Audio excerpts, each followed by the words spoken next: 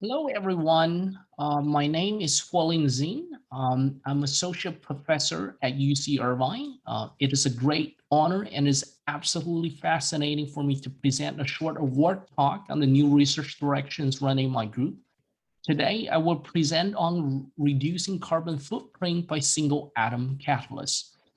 As you can see from this title, although I'm a physicist, I do a lot of research in the chemistry domain. Specifically in the energy materials domain, my group focuses on two directions. One is making high energy lithium-ion batteries using non-critical materials. So my group work on no cobalt, lead oxide material, extremely high rate anode material, lithium sulfur, all solid state batteries. But for today's talk, I'm going to focus on talking about my group's second research thrust on small molecule activation by atomically dispersed catalysts. I invest heavily in these directions, as you can see here. So I was trained as a physicist. The reason that I became interested in energy storage and conversion materials and electrochemistry in general is because my collaboration with Tito Abrunia and Deli Wen. Basically, in this 2012 Nature Materials paper, we together resurrected the field of intermetallic catalysts, particularly for oxygen reduction reaction. This paper has been cited 1,000 times. Since then, my group has been focusing on the direction of creating low PGM oxygen reduction catalysts for PEM fuel cells. And of course, after I moved to UC Irvine about 3 years ago, I wanted to shift the direction a little bit to work on non-PGM catalysts. One of the things, the nice things about working with non-PGM catalysts that there's a lot to learn from nature. Basically, billion years of evolution give us these enzyme, for example, the nitrogenous enzyme that has the single moly center that can fix nitrogens in ambient condition. So what we want to create is a synthetic version of these active sites that we can extract from enzymes and put them down or anchor them down on solid support. So we can run heterogeneous or electroheterogeneous catalytic reactions. So we have actually been quite successful in this domain. So this is the first work that came out of my group in this direction. So we anchored moly single atoms on a nitrogen dope carbon support. It is very efficient in catalyzing the electron reduction of nitrogens, where nitrogen dimolecules are converted into ammonias. This simple electron reduction process is conducted at room temperature under 1 atmosphere condition. It is in sharp contrast to the high temperature, high pressure Haber-Bosch process. As you may know, making fertilizer relies on the Haber-Bosch process, and it has immense carbon footprints. Our research goal is to eliminate these capital intensive and environmental unfriendly processes and enable production of chemicals like ammonia and distribute in a renewable way. And of course, we didn't stop there, and my group has been working on this direction constantly. Here's another example about manganese active center, where we actually swap out 3 nitrogen core from the coordinate, first shell coordinate by 3 oxygen to change the ligand fuel. So by doing that, it actually activates the manganese center, so it becomes active for nitrogen reduction. So if we go back 10 years, many people will ask, are you sure you have atomically dispersed atom? Are they really doing the work? Are you sure that there aren't any small clusters that actually catalyze this reaction?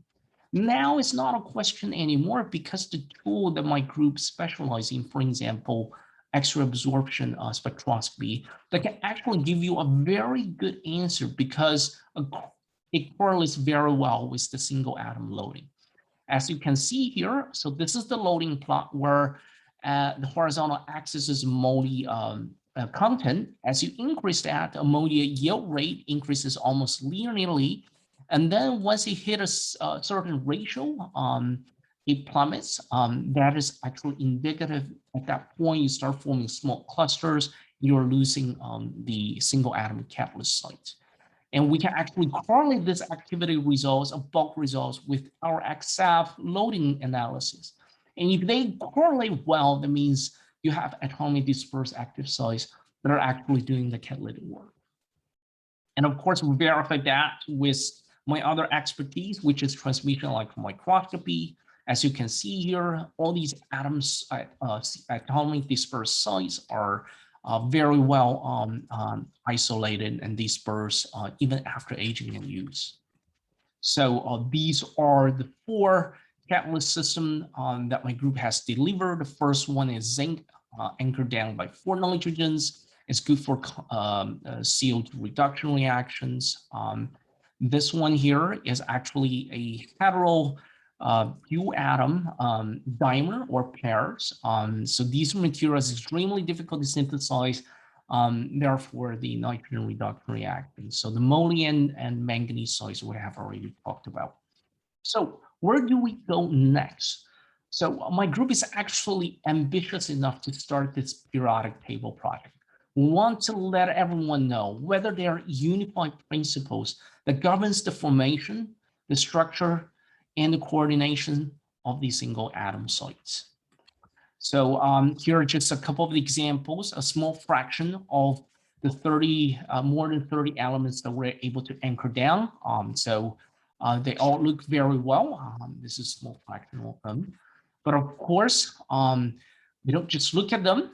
We probe their coordination structures. So this heroic projects give us unified principle, for example, the bond lengths, the coordination numbers, and how that actually changes across the periodic table. So basically have a new periodic table for single atom catalysts. We know how to increase the single atom loading, what are the importance of the anions. So there are a lot of conflicting information in the field that we resolve by this work. The manuscript is currently under review. We hope to share the results with everyone soon.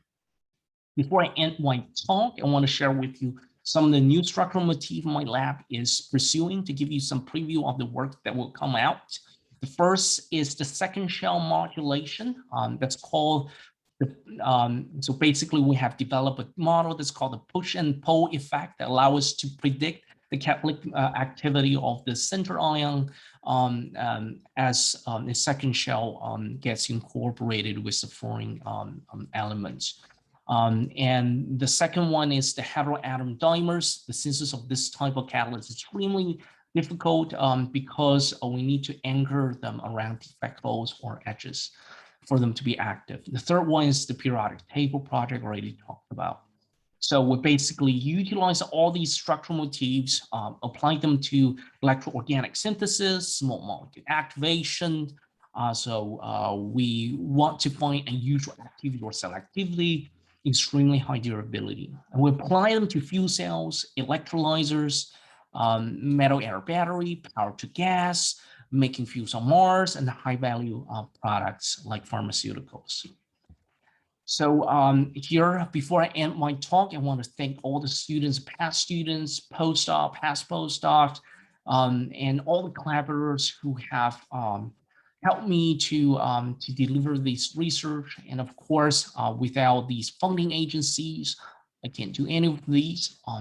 And of course, I want to shamelessly advertise that we have open position for postdocs and PhD students in my lab. Thank you very much for your time and attention.